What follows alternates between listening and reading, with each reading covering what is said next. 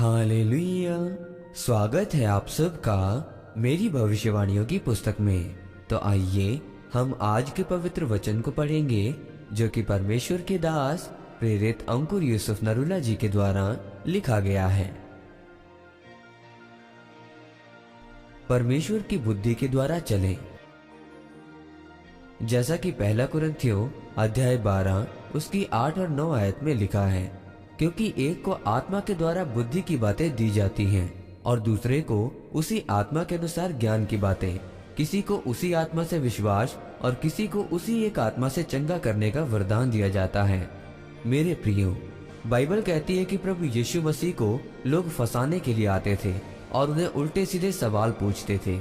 एक जगह फरीसी प्रभु यीशु मसीह को कहते हैं कि क्या हमें कैसर को कर देना चाहिए या नहीं। तो अगर प्रभु यीशु मसीह कहते कि कर देना चाहिए तो यहूदी नाराज हो जाते, क्योंकि रोमन सरकार ज्यादा कर लेती थी। और अगर प्रभु यीशु मसीह कहते कि कर नहीं देना चाहिए तो वो बाइबल के खिलाफ होता, क्योंकि बाइबल कहती है कि जिस देश में आप रहते हैं उस जगह की सरकार की आज्ञा को माने। तब प्रभु यीशु मसीह ने वहाँ अपनी बुद्धि के वरदान को इस्तेमाल किया और कहा कि जो परमेश्वर का है उसे परमेश्वर को दो और जो सरकार का है उसे सरकार को दो।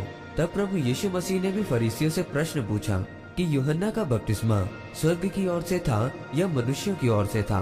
तब फरीसी सोचने लगे कि अगर उन्होंने कहा कि मनुष्यों की ओर से तो यहूदी हम पर पथराव करेंगे, और अगर वो कहते कि स्वर्ग की ओर से है तो लोग उनसे पूछते कि फिर तुम लोगों ने उसका विश्वास क्यों नहीं किया। तो फरीसियों ने उन्हें कोई जवाब नहीं दिया। मेरे प्रियो, बाइबल कहती है कि प्रभु यीशु मसीह के पास स्वर्ग की बुद्धि थी, इसीलिए वह सदूकियों और फरीसियों के ज्ञानवान होने के कारण उन्हें फंसा लेते थे और फरीसी उनके सवालों का जवाब नहीं दे पाते थे। बाइबल कहती है कि आपके अंदर बुद्धि का वरदान होना बहुत जरूरी है। ये आपका सबसे बड़ा हथियार है। अगर परमेश्वर आपको कोई भी चीज देता है तो वो आपको व्यर्थ में नहीं देता, वो उसे आपको इस्तेमाल करने के लिए देता है। परमेश्वर ने कहा किसी को बुद्धि का वरदान, किसी को आत्माएं परखने का वरदान और किसी को अनेक प्रकार की भाषाएं बोलने का वरदान दिया गया है। आप ये सोचकर देखें कि अगर ये वरदान लाभदायक ना होता तो परमेश्वर ये वरदान कलीसिया को क्यों देता।